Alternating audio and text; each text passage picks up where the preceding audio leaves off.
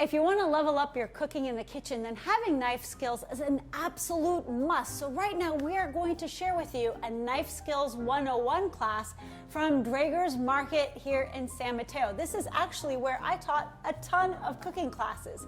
And here to show us some knife skills is Chef Catherine. Nice to see you. Good morning. Now, we have a variety of knives here in front of us. Let's talk about the functions of each one. We're going to start with our chef knife. This is the workhorse in the kitchen. I use that like 95% of the time. Serrated knife, which you would use for bread, tomatoes, and then a paring knife you can use for avocado and some stone fruit. Honing rod, which is maintenance in between knife sharpenings. Helps keep your knife sharp.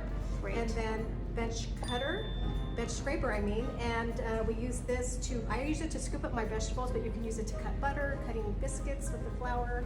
Yeah. So now that we have all of these knives established, you said this one is the workhorse that we made all of these beautiful cuts. So let's get started with this chef's knife right here. Great. I'm going to cut off both ends of our bell pepper. You want to put your thumb and your forefinger around the edge of your blade, wrap your other 3 fingers around. Yeah, people always struggle with bell pepper because of all the seeds. So what's the quickest way to get rid of all the seeds? I like to just make one incision in the end of the bell pepper and then go through, and then I can just get rid of it, just like that. Perfect. So we just get rid of the center, and then we have like the ribs. You want to cut those off, right? Yeah, so just angle your knife, get rid of those. Those are a little bitter. I like to cut it into a manageable piece. Perfect. And flatten it out. even? Yeah, if you need to. Flatten it out. Claw. Use your middle knuckle to guide, and you're going to go through with a rocking motion, down and push and down all the way through. So the important thing is to keep the knife on the cutting board, not to take it and chop that way.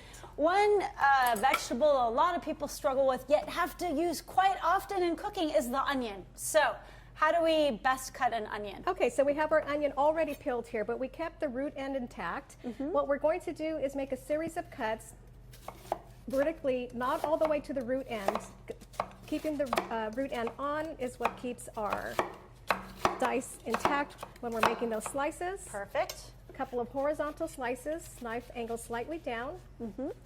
And then you just go through and you make your slice and the metal knuckle as your guide. Fantastic. Yeah. So now that we have our onion established, another very popular bulb that we use is garlic, right? Yes. So how do we best cut up the garlic? Okay, so garlic you could do exactly as we just did the onion. The easiest way I find, face your blade away from you, smash, oh, lost part of it. That's great. And then just go through and make a series of cuts.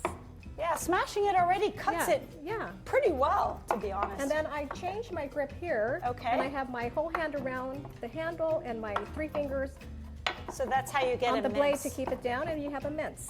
Perfect. So what is your favorite way to wash your knives? You're not supposed to put them in the dishwasher, so you want to use soap and warm water. You have to do it by hand. Okay, so don't be lazy. Don't be lazy. Yeah. Now, a lot of people like to use herbs to enhance their dishes. Let's start with the basil. I love the fragrance of it. Okay. What's the best way? Let's do a chiffonade. So what we're going to do is roll up the basil very tightly. So we just have a few leaves, like 4 or 5 leaves. Yeah. Still using my claw, using a forward rock motion. Just go all the way through. It should create some beautiful ribbons for us. And this really makes you look like you're a fancy chef at home, because you take any dish and you add these beautiful ribbons of basil on top, and it really enhances the beauty of the dish as well as the flavor, which is really nice.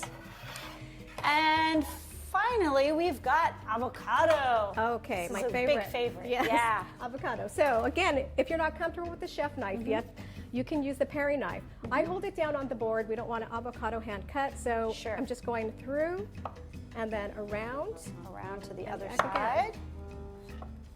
There you Great. go. Then just twist and open. And open. And you could use the same technique with stone fruit too, but it has to be ripe. Right? You can't do that if it's not right. It'll be too hard. Yes. And then again, keeping it down, I like to just use my knife, twist, and your pit should pull right out. See, I screwed that one up. That's okay, that happens. It's still You gonna can taste take good. it out with your hand if you want. So that's another way to do it. Yeah, so okay. you can score it while it's in there, I like to just take a knife, a spoon, and just go around, put it right on my board. Just like that. And then you just cut it like you would everything else? Yes, so you just can go through, make a series of nice, beautiful slices. Slices, just like that. So with all of these, we could just probably mix it all up and make some killer guacamole, I think. What do you think? Yes. Add a squeeze of Lemon, lemon yeah, or that's what I lime was and we're thinking. good to We got go. it all here. Well, thank you so much, Thank Steph. you. That was fantastic. Thank you.